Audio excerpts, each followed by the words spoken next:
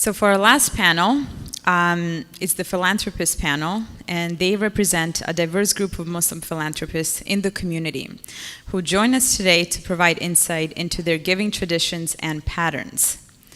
Will the moderator and the panelists please make their way to the stage and kindly welcome the panel moderator, Dr. Aliaa Dakroury from St. Paul's University, and panelists, Dr. Safaa Fouda from the Ottawa's Muslim Women's Organization, Sheherazad Hirji from the Aga Khan Foundation, and Muneeb Nasir from the Olive Tree Foundation.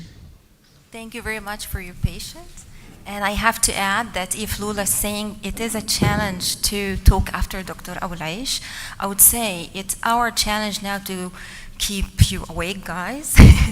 But we promise you this panel is really engaging, and we have planned to really give you a summary of what we have talked about today. Our main focus in this panel is really representing to you a diverse group of Muslim philanthropists.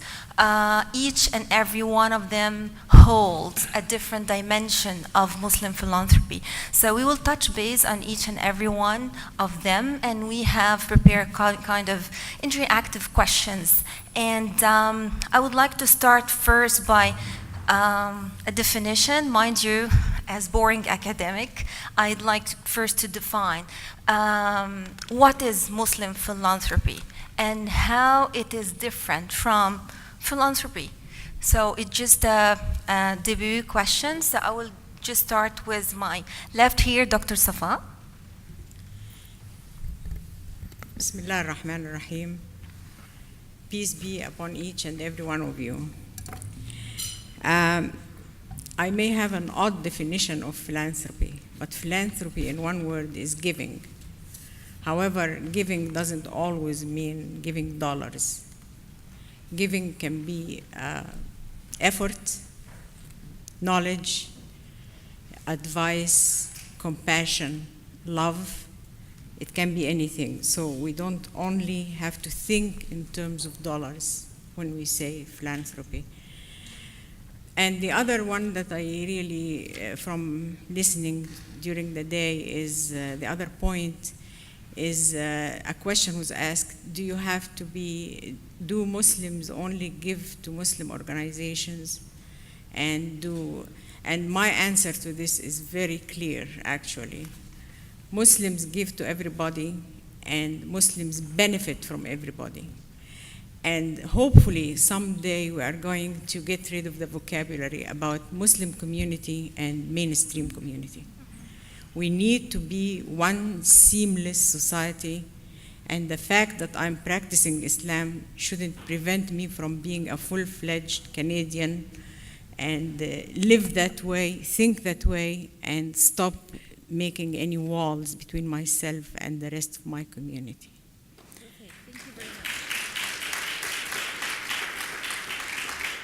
And thank you very much. Thank you. I will move now to Mr. Muneeb.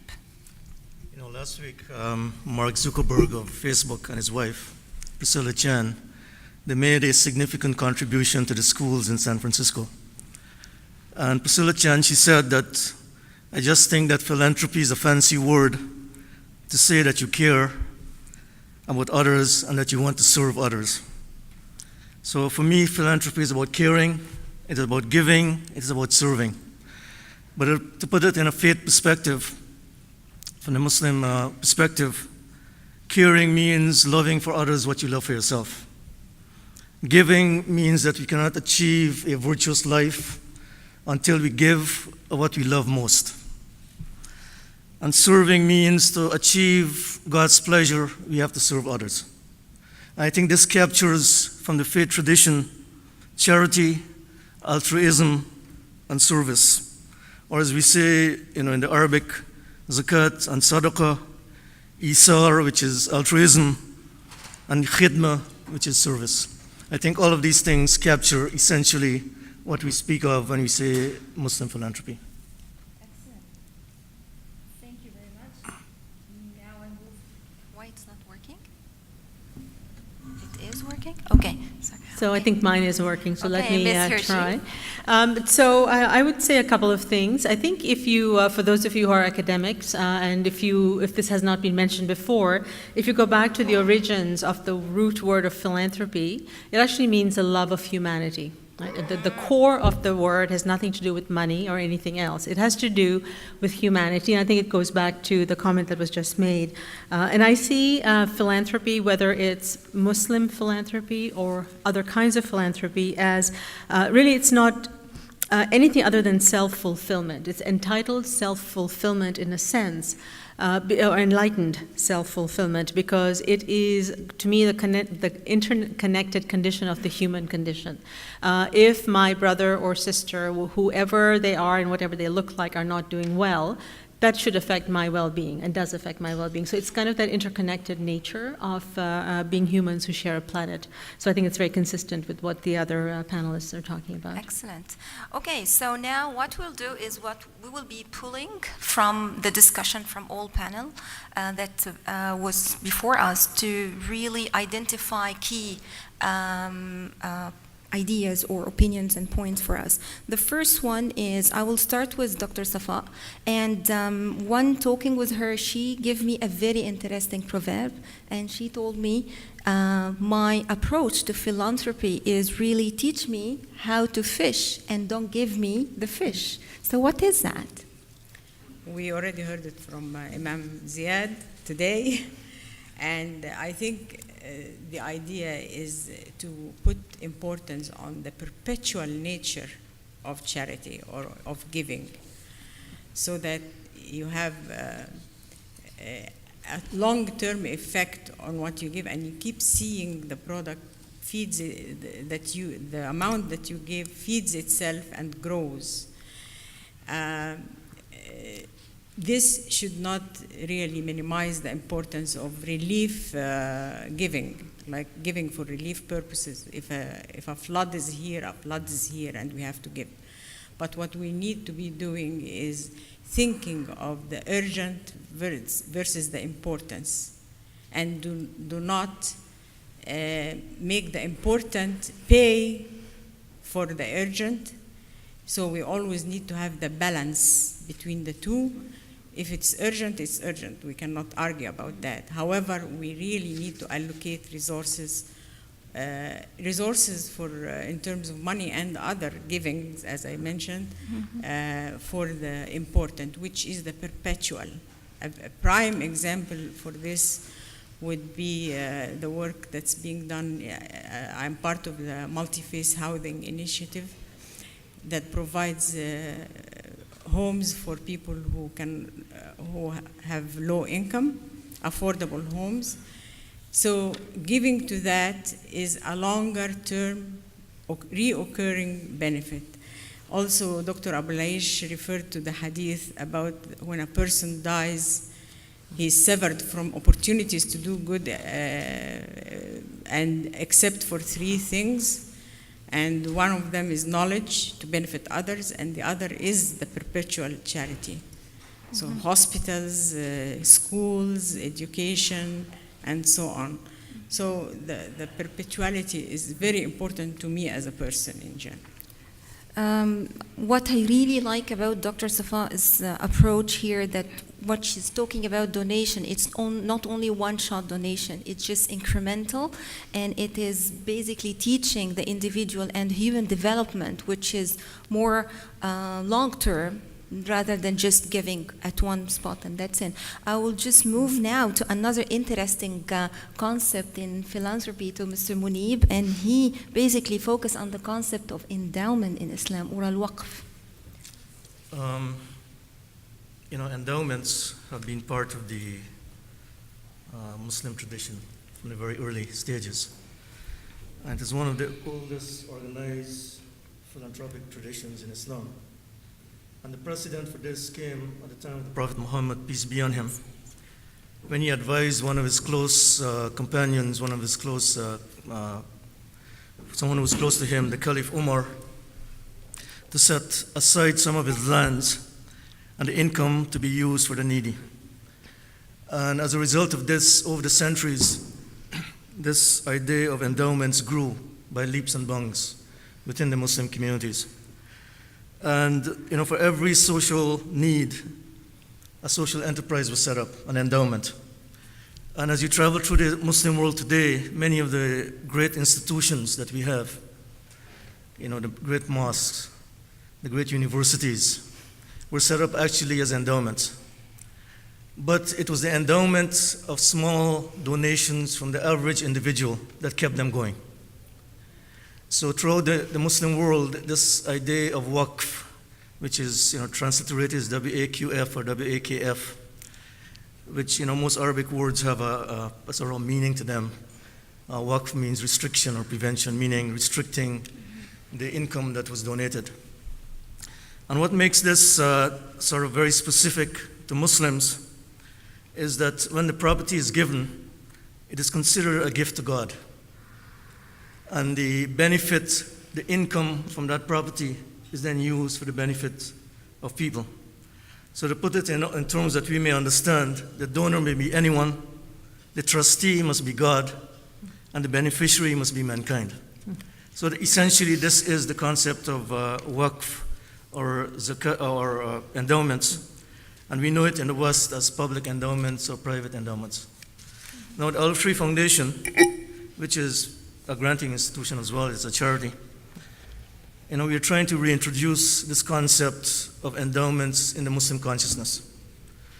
And as Dr. Aish said just now, we are trying to encourage people to set up a perpetual charity, an enduring charity.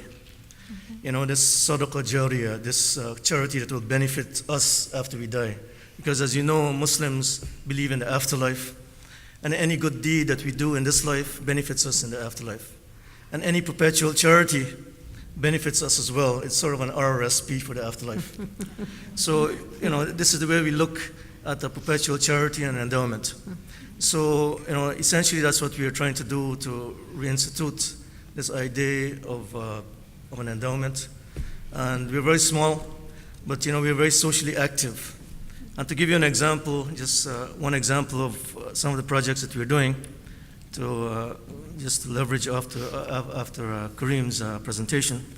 This past year, we funded a project of women in the Flemington Thorncliffe Park area, which is one of the highest density immigrant communities in Toronto, mostly Muslim. You walk through the neighborhoods, it's a Muslim neighborhood. The schools are essentially Muslim.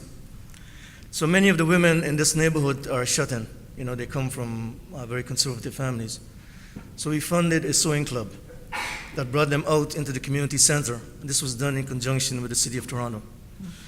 After they finished the sewing club, one of the cultural centers that's close by asked them if they can provide or sew the costumes for the center, 300 costumes in 1 month. And the women said, yes, they'll do it.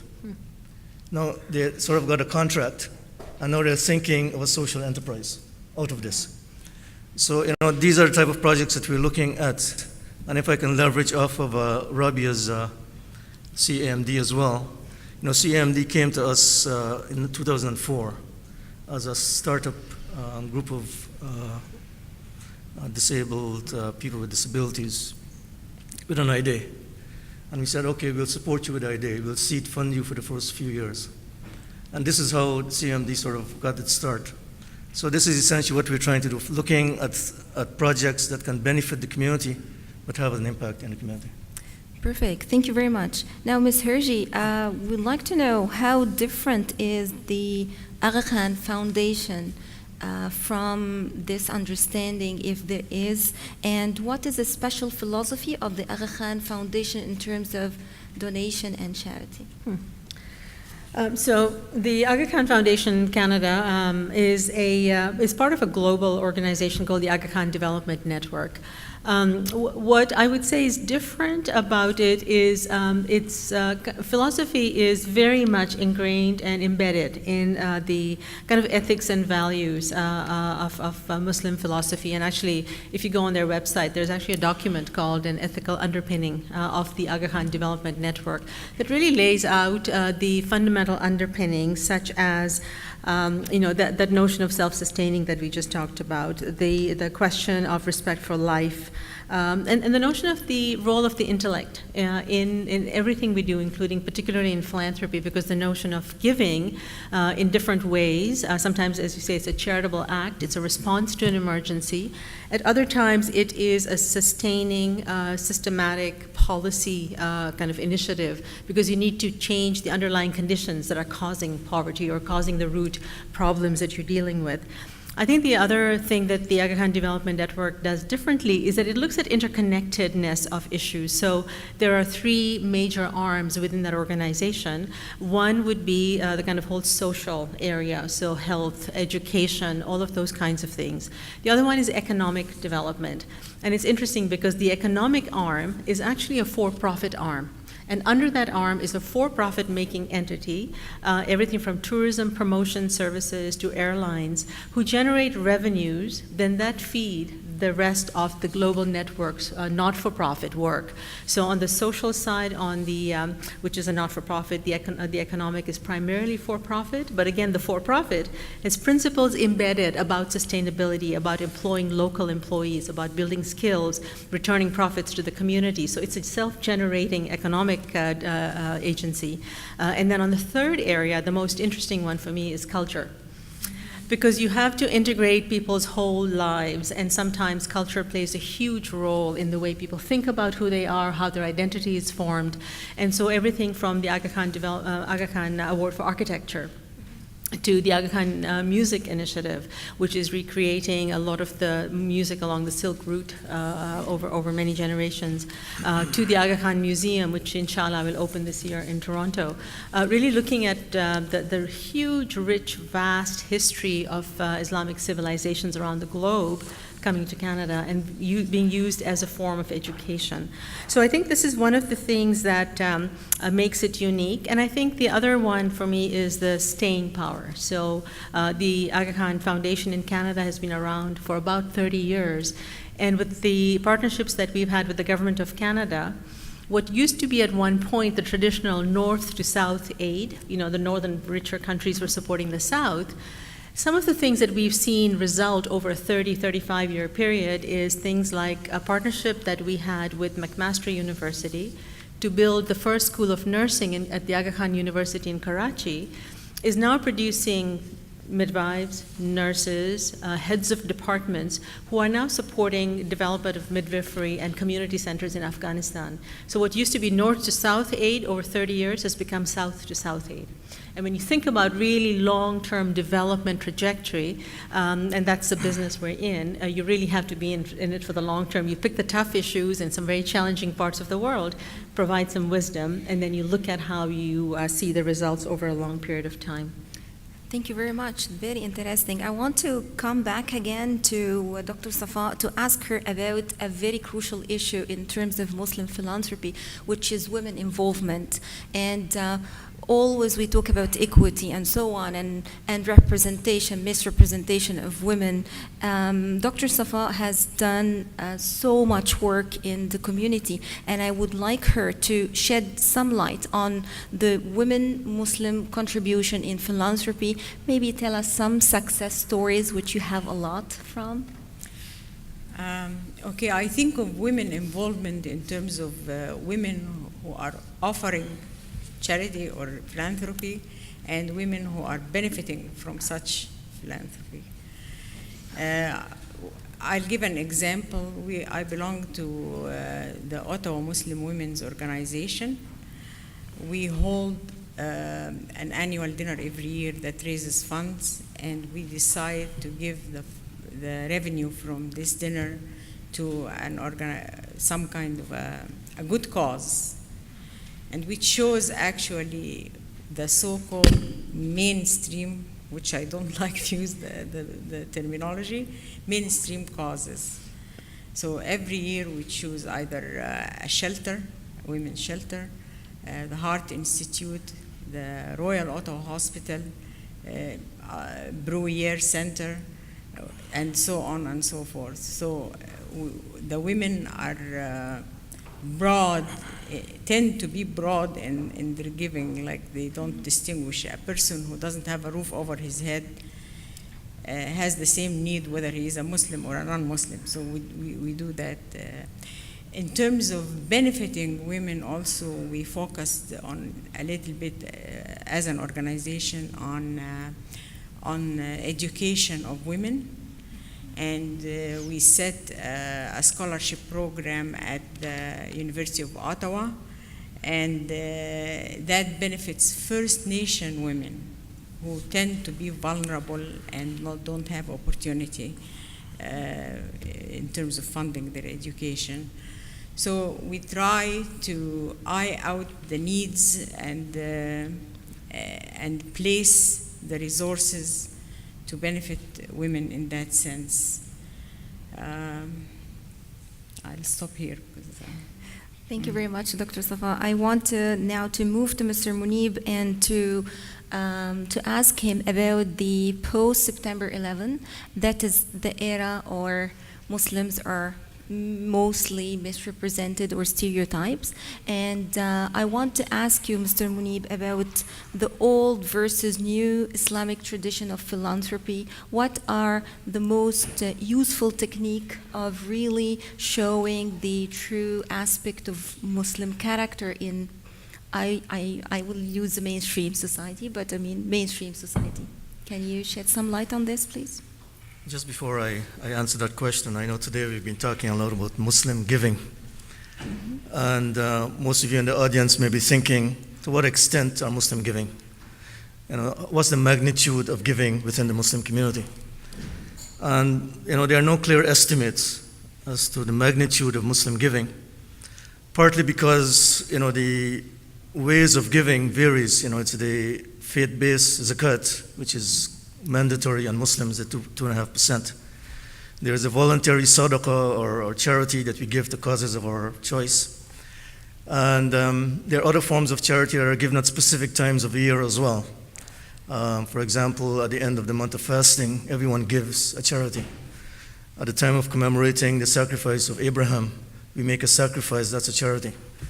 So it's very difficult to quantify sometimes the extent of the Muslim giving. But I saw two surveys which might be interesting to you. Last year in the UK, a poll was done to find out, you know, who gives the most in the UK among people of faith. And they found that the Muslims of the faith communities gave the most. They gave more than Jews and Christians. And this is backed up actually by a survey that was done by the Pew Research Center about 2 years ago, where they did a survey of 38 Muslim countries and 38,000 Muslims on the religious commitment of Muslims.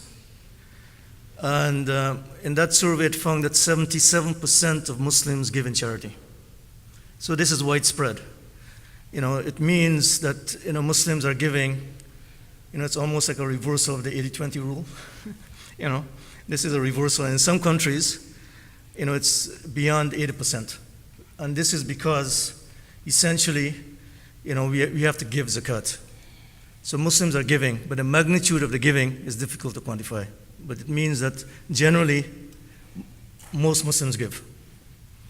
Now, as far as the non-traditional, I don't know if I want to qualify it as non-traditional, but there are certain practices of Muslims that, you know, that are changing, but you know, generally Muslims tend to like, they like to give anonymously. And, you know, I saw this story recently in Vancouver. It actually, the photo went viral. There was a bus driver who was off duty, and he took a photograph of a Muslim man taking off his shoes and giving it to a man who only had a hairnet, a plastic hairnet on his feet. So one of the news agencies, they went looking for this Muslim man. They found him. He's a 27-year-old. And when they found him and they asked him why he gave, he says, look, I was only 2 minutes away from my home. This man was in need. But he said, you know, his Islamic faith tells him that he should give anonymously, which means that this, you know, there's a strong desire among Muslims to remain anonymous. So many times you go to the mosque and people, I think someone in this room told me that they went to a mosque and they were surprised to see Muslims just giving, you know, cash monies into the box, right? And this is normal because they want to be anonymous. However, this is changing, as the generations become more integrated and settled here. In our foundation, we have named endowments. Generally, people, these are people who have been around for at least 2 or 3 decades here. They don't mind naming the endowment. But a few of them, if they object, we ask them to name it after the cause. So for example, we have a women's endowment fund because the donor, she said she didn't want to put her name to the fund. However, it is not disallowed in the religion to publicize your donation. And actually, this is a verse in the Quran that says, if you give secretly, it is good. It is better, but if you give openly, it is good because you encourage other people to give. So in many of the fundraisers we have in our community, the Muslims will know this, people are encouraged to publicize their donations so that they can encourage others to give. So this is changing. So I think this is one way, as the community becomes more established here, they become more familiar with the ways of donating, and charities here, they're adapting. Thank you very much. Ms. Hirji, now we want to touch base a little bit on the Aga Khan Foundation, especially about the philosophy of donation and the notion of oneness. And the big question that I will be asking my esteemed panelists, do we have to donate abroad or locally? So can you elaborate a little bit about the notion of oneness in Aga Khan philosophy? I'll do those 2 questions. The notion of oneness, Yeah. I think it really goes back to that notion of the oneness of humanity and how you think about the charitable act or the act of giving that you're engaged in. And I think that is really, in a sense, no different for where you give. The bigger question becomes the home or abroad. And it's interesting because I'm not an either-or thinker. Right? And so for me, it always is about where, how I think of the hierarchy of giving for me and my family, for example, it starts with me. I have to look after myself as a human.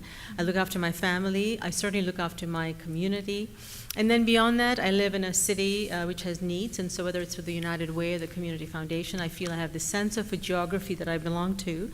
And then more globally, as a global citizen, I look more broadly to see, what is it that's causing issues around the world. And the root cause of violence often is poverty.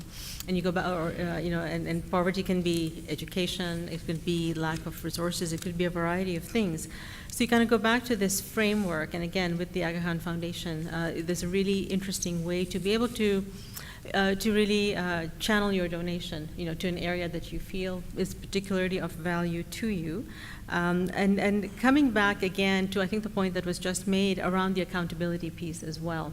Because I think now in Canada, around the world, the notion of accountability for charitable resources is really, it's at a heightened level compared to when we've ever seen it. And so I think, certainly in our case, regular evaluations by CEDA initially, and now with DFAID, which is a big partner of ours. But an ability to go back to people and tell them what's happening with their resources, telling them the stories, being able to help them understand how their funds are having an impact. And so I think that's kind of become the really important narrative from the foundation's point of view. Very interesting. Dr. Safaa, I know that you have also been involved in lots of interfaith activities, bringing together different entities in the community in the city of Ottawa. Would you like to elaborate and tell us some successful stories? Sure. Martin Luther King said, people don't get along because they are afraid of each other. And they are afraid of each other because they don't know each other. And they don't know each other because they don't talk.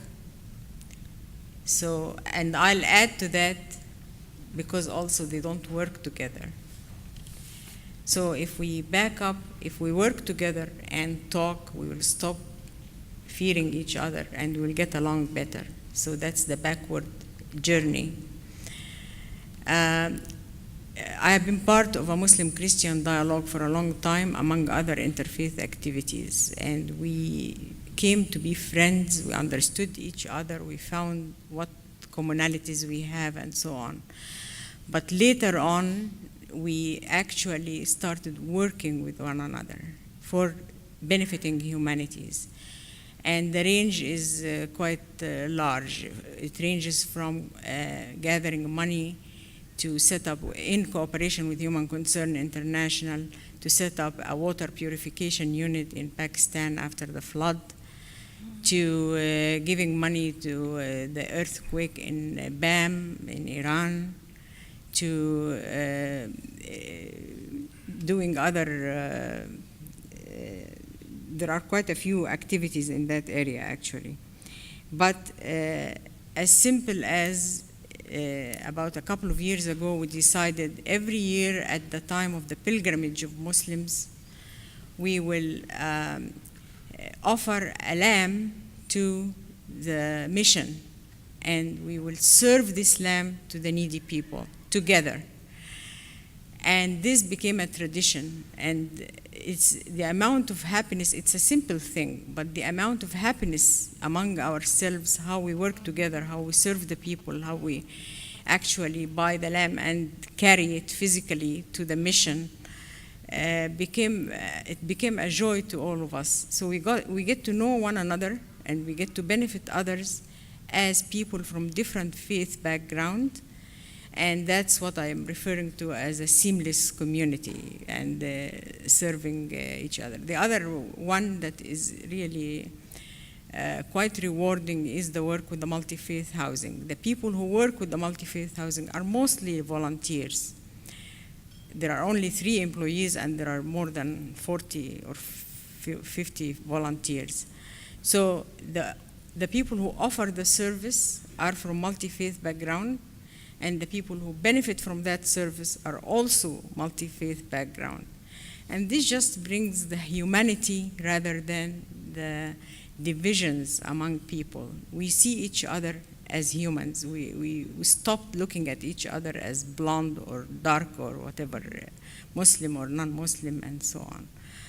So this is quite rewarding actually to work with people from different faith background. We find out, we enrich our own faith, and in the meantime, we learn more about the other, and we accept the other. And we become friends, simply, really, we become friends. So. Wow, very inspiring. Now, I want to skim very quickly, because we have so much wonderful ideas and want to make use of their expertise in the field. I want to ask Mr. Munir about another issue, about the diversity and inclusion, that most of the cases people like organizations or charity organizations, they will put your name on the board, but actually there is no associated jobs or activity per se for you to do. So what is your view on this, and what do you think is plausible from your experience in this regard? I think I missed the question about accountability and transparency after September 11th. I just want to briefly say that this has affected the Muslim community tremendously. There's actually been a study that was done, I think, in the US as to how this has affected Muslim charities, in the sense that Muslims are very afraid sometimes to give in charity. And they're become very cautious as to which organizations and which charities they give. So it does have a dampening effect. There's been some recovery over the last few years, but it does have a dampening effect on the community. What was the question again? We were talking about inclusion in the board of inclusion versus many, and this is there are a number of ways of engaging the Muslim community, and usually in our very diverse country, many boards would invite you to put your name to their board to show that it's a diverse board. It's a nominal type of thing to have your name. A few years ago, I was placed on as a board of governor on one of a national sort of a service club. And my only role there was to attend a yearly gala and to have a nice meal. And that was it. My name was placed there. After that, I said I was not going to sit on one of these things again. But a few years ago, I was invited to sit on a hospital. It was, I think, a subcommittee had a very strange name, Strategic Planning for Community Engagement or something. But they actually were keen in involving the participants in that committee. They invited people actually to give them input into the community engagement strategy for that hospital. And they were keen in actually involving you. So I think this is, many of the foundations and charities here, I think Muslims, to get them engaged, you have to actually engage them. Just don't expect to have that nominal presence of a Muslim name and expect the community, because the community is now maturing, they understand what this means. And we have many examples, and I don't think we have time to. I will, they are flagging 3 minutes, but I want to turn it very quickly to Ms. Hirji to speak about the notion of accountability and the difference between corporate/professional fundraising, such as in the Aga Khan Foundation, versus others. So I think there's a couple of questions there. In terms of accountability, the Aga Khan Foundation Canada, at least from the Canadian perspective, is no different than any other charity in terms of accountability. We work on an annual basis. The level of transparency, the governance, all of those kinds of issues are exactly as any other charity in Canada would face. Our board has non-Muslims. It's a diverse board. And our programmatic content in terms of the activities in the field, as any charity would be, are audited by CRA on an annual basis. The reports are up on the website. So we do everything in terms of good governance practices that others would do. In terms of corporate, you mentioned the corporate sector, and I'll give you a couple of examples that I've done working in the corporate sector. It goes back to a little bit of an artificiality in our thinking in this world of philanthropy. We traditionally have grown up thinking that you do philanthropy here, you make your money there, and maybe you help the environment there. And I think the kind of work that Karim just talked about earlier is really looking at capital in a very holistic way, and to say, how do you actually use your capital to do good, get good bottom line results, but then also help the environment and actually make some money. So, how do you, and help the community. So I've done a fair bit of work with corporations around their corporate philanthropy. And at one level, there still is that distinction that the company makes the money on the one hand and then will give it out through its foundation or through its giving program on the other hand. And you see more and more of this integration in the thinking now coming, because companies are looking at the triple bottom line and saying we can't do 3 different things. We've got to understand how we're supporting our community, what impact we're making on the environment. And one of the companies that I worked for was Royal LePage. We had our Shelter Foundation. And it really was something that we started as an idea. If the business of the company was shelters, it made sense for the charitable investment to also be in shelters. And so we looked at violence prevention and women's shelters particularly. And so it was a nice alignment between the business and what we did as our philanthropy. And you started to see some really creative ideas where a realtor would sign up so that for every home that they sold, an automatic portion of their commission would go to the women's shelter in their neighborhood. So you started to find that, in fact, as people were looking at what they were doing, the philanthropy part started to get very much integrated into what they were doing. It was not a separate piece. It was very much part of who they were as a Royal LePage agent. And that still kind of continues to this day. From an accountability point of view, I think corporations are very different. They are accountable to their shareholders. And there are many, many conversations about, should the company decide how to spend what, in a sense, is shareholder money, because the shareholder is actually losing that money because it's going to the community, or is the company, does it have the right, so to speak, to make investments out of the profits that they have. So not everybody is aligned that corporations should be doing philanthropy in the way that they do. So there's a very robust conversation, I would say, about the role of companies. When you look at it in that not integrated way, when you look at it as separate buckets of what's going on. If you think about it in an integrated way with the triple bottom line, then it's a very natural way to think about how a corporation does philanthropy. Perfect. Thank you very much. I would like now to give the word to Dr. Safaa for a final comment.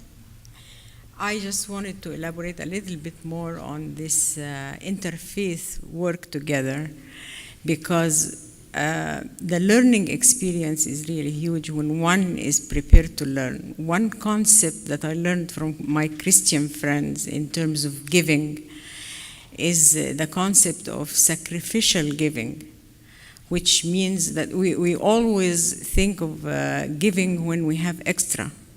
We give after we have satisfied our own needs, and then we give.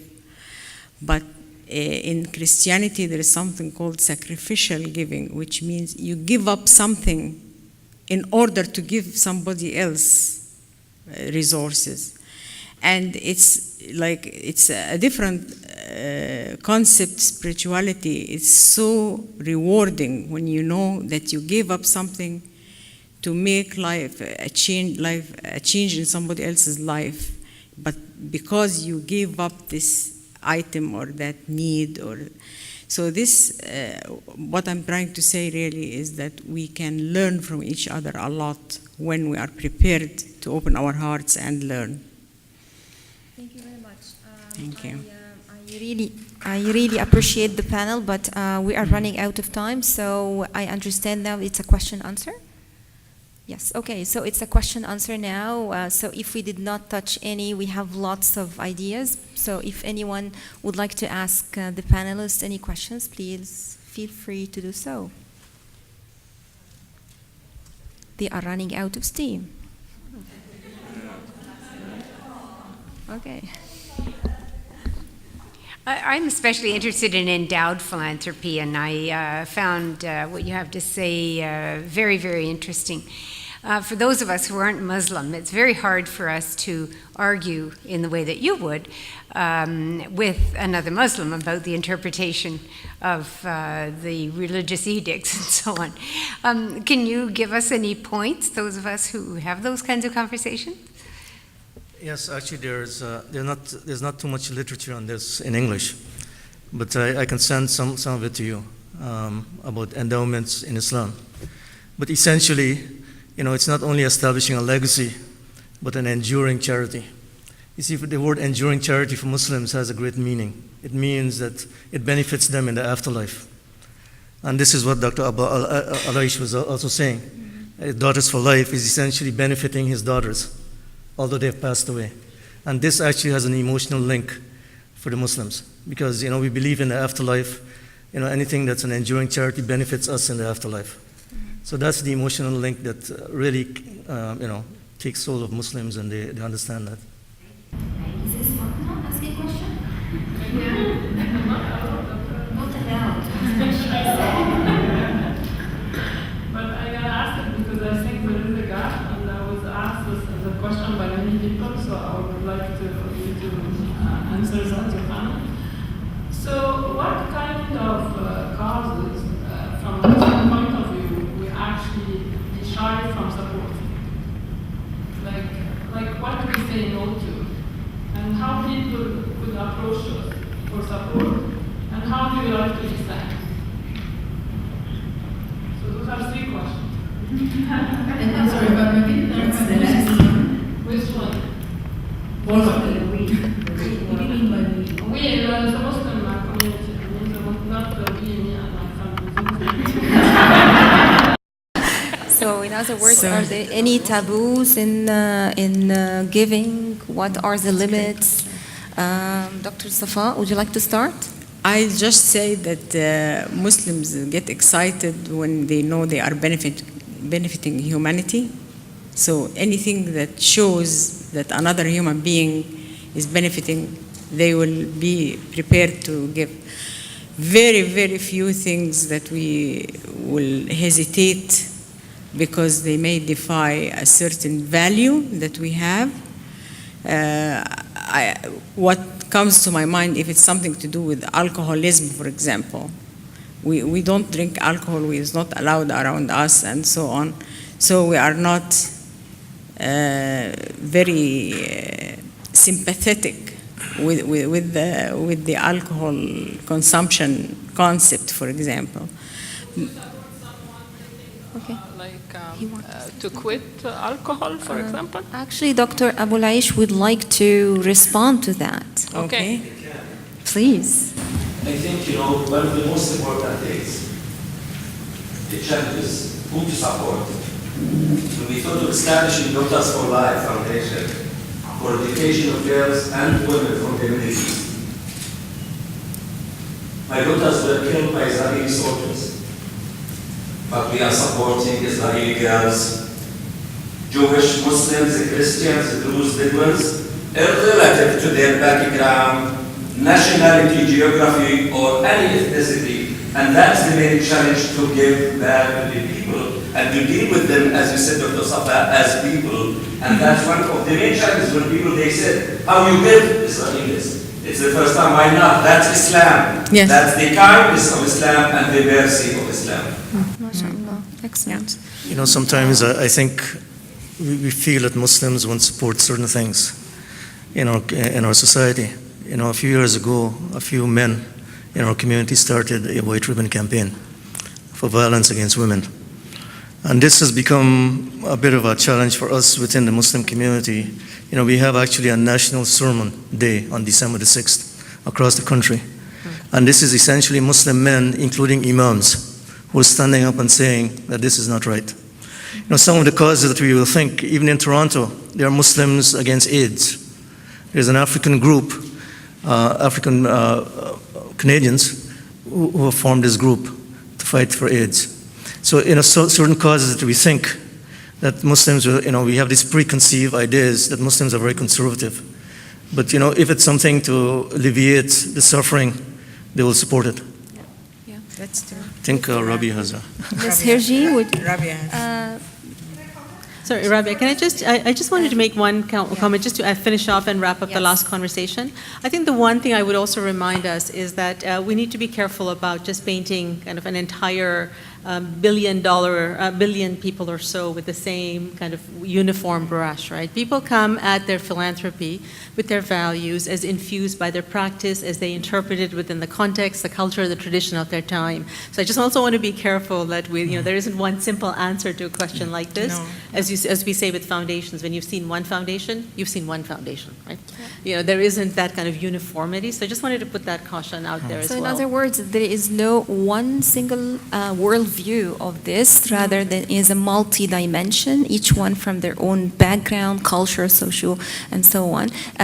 Sister Rabia, would you like? I just, me and my bold and daring, obnoxious attitude, for those that are not part of the thing, you're looking for a very blunt answer, aren't you? Right? So to be honest and blunt, there are causes that we will shy away from. It doesn't mean that you won't find a few donors within the cause, but for the majority of it, you won't be able to necessarily engage, and you guys can argue with me, but this is me, myself, and my opinion. That in certain causes, Muslims will not. Around alcoholism and addiction programs, no, we will engage Muslims because we recognize as broader society. But if you come knock on my door, and nothing personal against my friends, we all have choices, right? So, for example, a pro-choice organization or something, chances are 95% of Muslims, you're not going to be able to engage toward that cause, but you still would be if there is something very specific in that cause that appeals to that individual. So again, echoing the sentiment that we're very diverse. There's a billion of us out there with billion different perspectives, but there are some fundamental areas that you will face challenges in. And you won't be, for example, able to engage a mosque to support that cause. So, I just needed to be very honest and blunt and direct about some of those difficult conversations that we need to have. In other words, if there are 99 causes that willingly give to, forgive the one cause. Like, it's not, just okay. ask for the other 99. Yeah, well, that's a nice way to give charity. Do we have...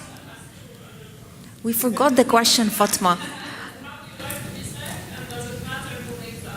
How would you like to be thanked if you were giving? Okay.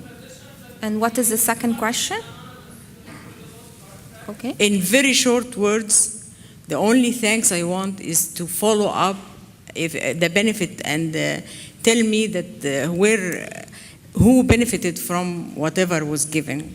Like, just just that, like not thank me for anything else at all, but just to know, to give me the delight that what I did benefited somebody. Yeah.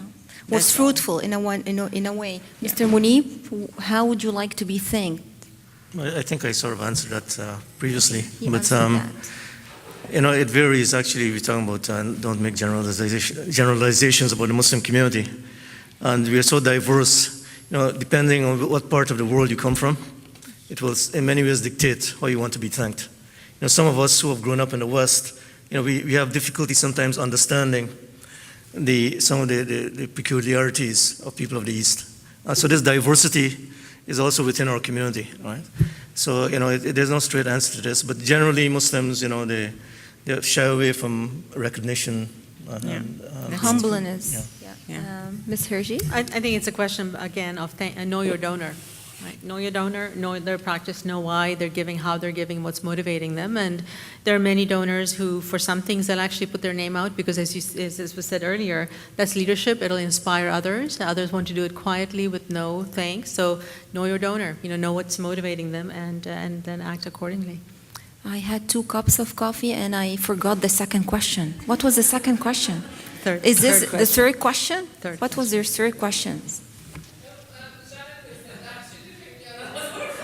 Okay, we have a question on the mic. It's actually a comment that I would like to make. I'm trying to remember. I watched a TED talk about the difference between the philanthropy sector and the corporate sector, and I found it really informative. The guy was discussing how the corporate sector attracts the CEOs with the triple whatever digit, while the philanthropy sector cannot attract these people because of the way we look at their overhead. We don't look at the impact, but we look at the overhead, while in the corporate sector we look at the bottom line. We don't look at how much they spend up there.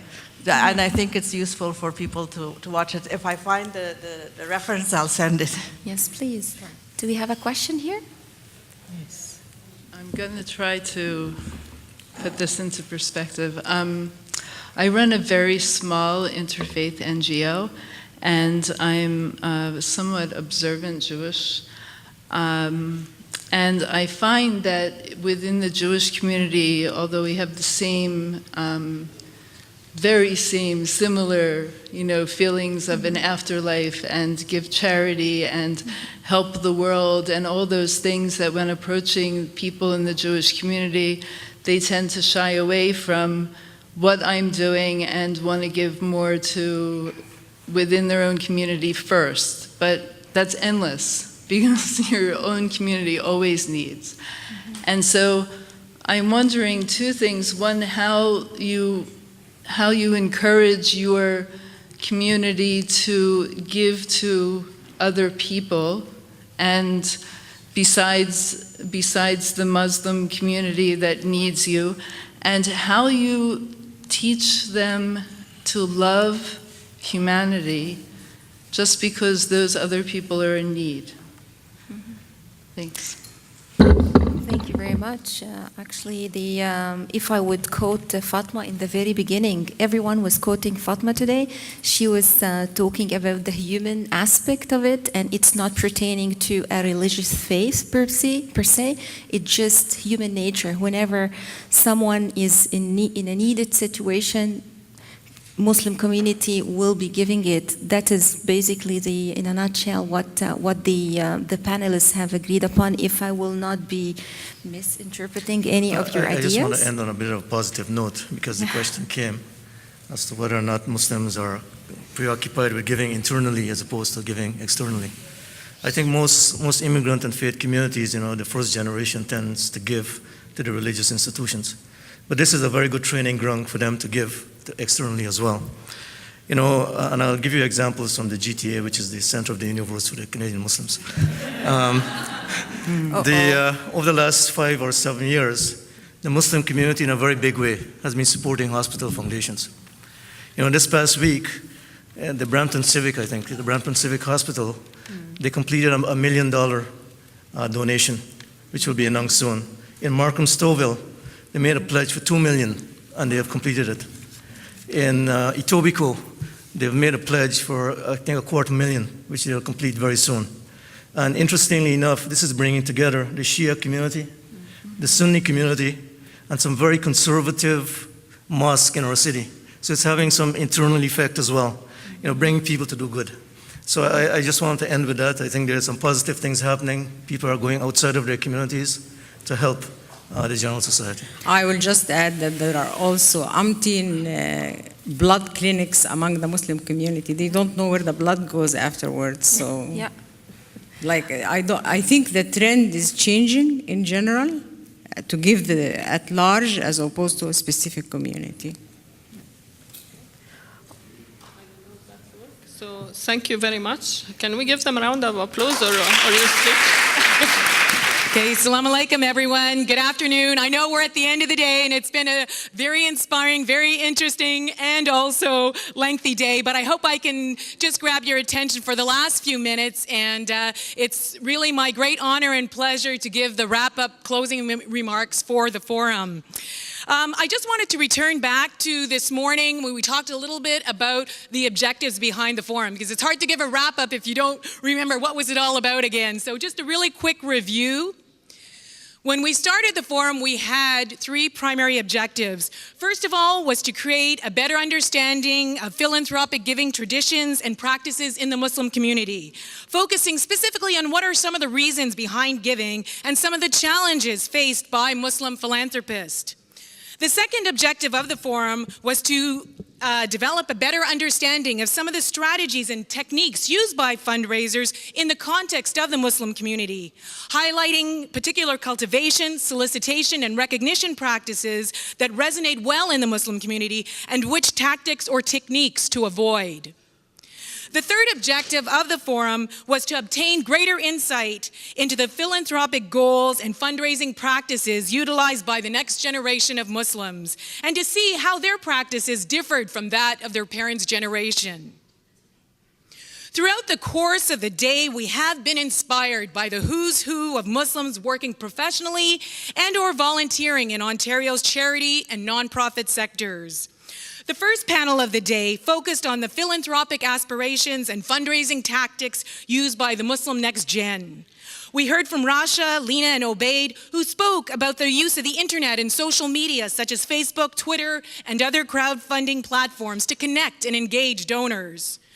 While Wasim stressed the importance of building partnerships with multiple groups and organizations. Rasha underlined the importance that Muslims give to people they are connected to and causes that they are passionate about, regardless of their religious affiliation. This idea was supported on all of the panelists, as we've seen, and we've heard that multiple times throughout the day. Our keynote speaker, Dr. Abu Leish, touched everyone's hearts when he shared his inspirational personal story. While many would feel defeated in the face of such a tragedy, he turned the death of his daughters into a message of hope and a catalyst for social change. By establishing the Daughters for Life Foundation, which focuses on girls' education, he showed that nothing is impossible. During the fundraisers panel, we heard about some of the challenges faced by Muslim fundraisers who solicit funds for a variety of Muslim organizations, including mosques, Muslims with disabilities, and advocacy organizations. We learned that being an imam was definitely an advantage as a fundraiser. Or using an imam for your fundraising events is definitely an advantage. Rabia spoke of some of the fundraising strategies she uses to reach out, including tapping into community leaders who are sensitive to the cause, building allies, raising awareness, and if necessary, applying the right amount of spiritual pressure. Ihsan Gardi touched on the role of the media in influencing individuals to give or not to give to a particular organization and the importance of ensuring that all board members lead by giving prior to making their own asks. Our second keynote speaker, Karim Hirji, elaborated on the gray area or the new innovative area between philanthropy and investment known as impact investing. He stressed the importance of intention when investing so that investments generate not only a financial return, but also have a social impact. During the most recent Philanthropist panel, Dr. Safaa spoke of some of the charities and projects she has supported via the Ottawa Muslim Women's Organization and other interfaith groups she's been involved with. Muneeb Nasir elaborated on the Islamic concept of waqf, or enduring charity, the importance of giving in Islam, the impact of 9/11 on Muslim giving, and also being the token Muslim on some charitable boards. Sheherazad Hirji, on the other hand, discussed the philosophy behind the Aga Khan Foundation and the importance of being accountable to donors by communicating results and success stories. Before we officially close the forum for the day, there are a few people I would like to thank. First of all, I'd like to thank our two keynote speakers. I think one of them has already left. I'm not certain about the second one. And all of our panelists who inspired, provoked, and challenged our thinking throughout the day. Secondly, I'd like to thank our moderators, Dr. Aliaa Dakroury, Lula Adam, and Mohammed Sofa, for engaging our panelists and keeping everyone on track. Thirdly, I'd like to thank Mina Jasarovic for being an excellent master of ceremonies. And finally, I'd like to thank my fellow Muslim Philanthropy Forum committee members, including our chair, Fouda Mahelmi, for her incredible networking skills and powers of persuasion, Lula Adam, Isan Gardi, Imam Ziad, Deanne Laundry for her for her superb event management abilities, and Janet Kranz for being the glue that held the entire forum together.